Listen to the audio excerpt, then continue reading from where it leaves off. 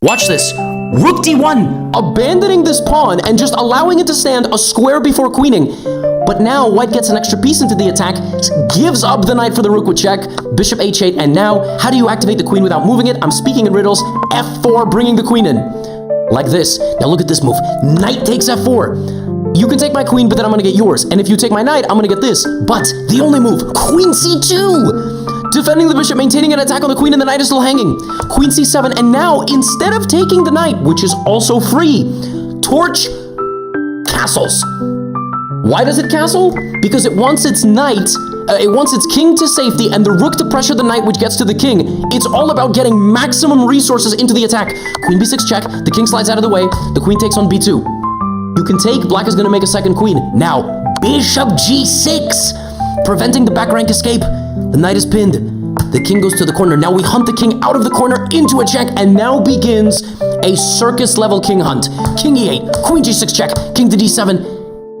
And now, how do you get to the king? And black is about to make a queen. What are you doing? Bishop e7! And you can't make the queen because queen d6 leads to mate. Wait, but what if you take the bishop? What if you well, then you walk into a ladder. Oh my god. Bishop e7. LEELA defending itself with bishop e5. Rook f7. Look at the king walking out. Now you're trying to sack your queen to make a queen with a check and mate. Queen d4. So the rook comes back to protect the rook and the promotion. Oh my god. This is one of the most insane games I've ever seen between two bots. It didn't even take the queen. It's just letting the queen sit there.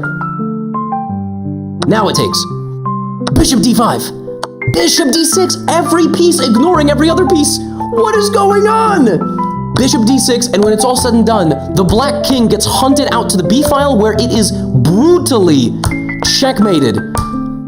Brutally. And black never even played with a rook and a knight. Black basically gave torch 8 points of odds because it never used the rook and the knight. It finally uses them, but there's mate on the board. King c5, you take the queen, and now it's just the part where, you know, the pieces lose all, the one side loses all the pieces. And look at this. Rook a3 mate.